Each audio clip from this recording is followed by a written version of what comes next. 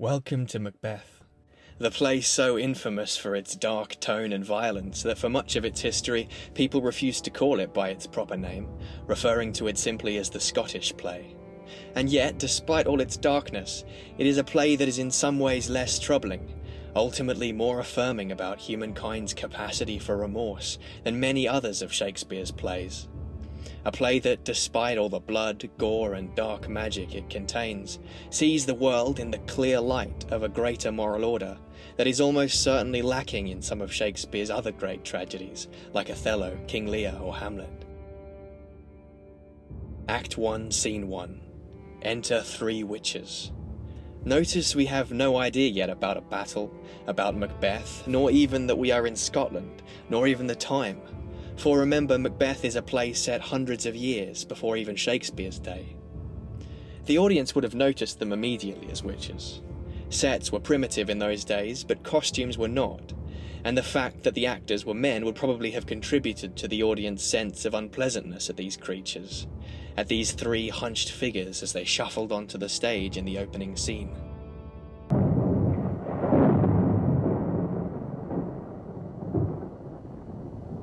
When shall we 3 meet again? In thunder? Lightning? And rain? When the hurlyburly's done. When the battle's lost and won. Immediately the language is distinctive. Shakespeare, as with nearly all of his fellow Elizabethan playwrights, tends to write in blank verse, or unrhymed iambic pentameter. Regular poetry is made up of what we call feet.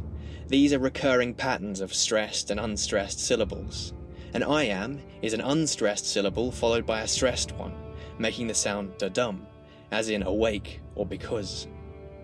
Pentameter simply means that there are 5 of these pairs in a line, making a total of 10 syllables per line, as in this example spoken by Macbeth, who like a good and hardy soldier fought. You can hear da-dum, da-dum, da-dum, da-dum, da-dum. When Shakespeare chooses not to use blank verse, as he does here with the witches, it is nearly always significant, in that he does it to reveal something about the character of the person who is talking. Most obviously when he writes in plain prose or not poetry at all, which you can identify by the fact that there are no line breaks. It is typically because someone who is not a properly educated aristocrat is speaking, as we'll see later in the example of the porter, or because the person speaking is not in his or her right mind.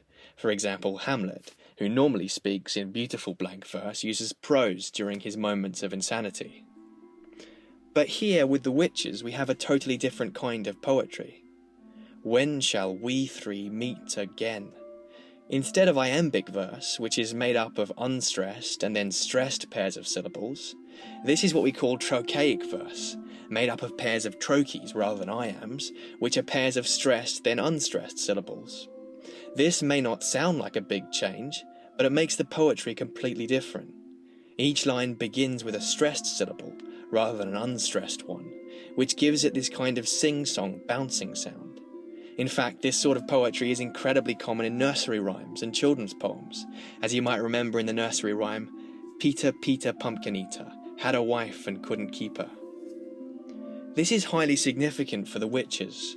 On one level, because this kind of poetry is something Shakespeare almost exclusively gives to magical creatures in his plays, like the spirit Ariel in The Tempest, or the fairy Puck in A Midsummer Night's Dream. Moreover, it is particularly associated with spellcasting, since each of those characters use precisely this kind of poetry, rhyming trochaic tetrameter, when they cast spells. Puck when he sprinkles a love potion on Bottom's eyes, and Ariel when he summons the music of the wind. But this mystical nursery rhyme quality of trochaic verse also has a great deal to do with the broader themes of the text, particularly the themes of fertility and childbirth that emerge as we are introduced to the Macbeths. Notice how many of the witches' incantations are to do with childbirth and fertility, from the finger of the birth-strangled babe that the witches add to their cauldron in Act 4, Scene 1, or the childlike apparitions that they summon later in that scene. And this creepy, almost childlike quality to the trochaic poetry the witches speak links the witches' own obsession with fertility and death with Macbeth and Lady Macbeth's own inability to bear healthy children. I've given suck, and know how tender 'tis to love the babe that milks me, I would, while it was smiling in my face, have plucked my nipple from its boneless gums and dashed the brains out, had I so sworn as you have done to this. I have given suck, Lady Macbeth says, but clearly the child or children are no more. Was it weak and frail, like the birth-strangled babe?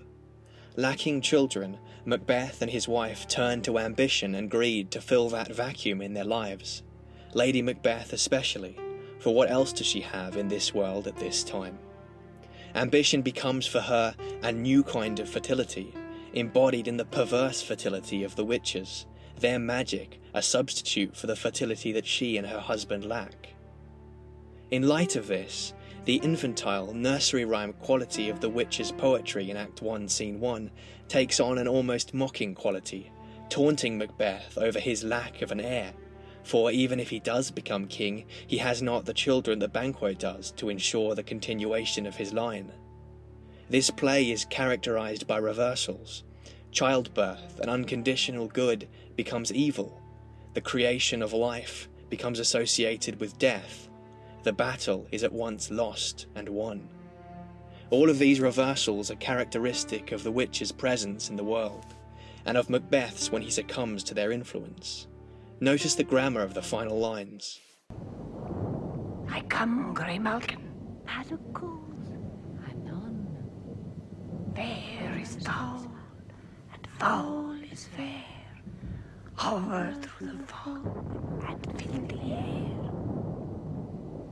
The imperative verb hover, it seems, is addressed to the fair and foul itself, as if it were an abstract concept, turning these adjectives into a single noun, as if the thing was chaos itself, hovering through the misty air of this fictional ancient Scotland.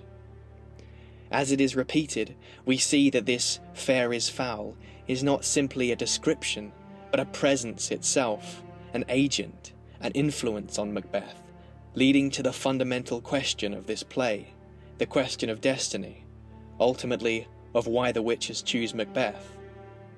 Would Macbeth have done what he did had he never heard the witches' prophecy? Do the witches choose Macbeth because they already know he is ambitious, the sort of person likely to kill the king, and they are just in the background describing what is already inevitable? Or are they the real agents, and is Macbeth only a pawn?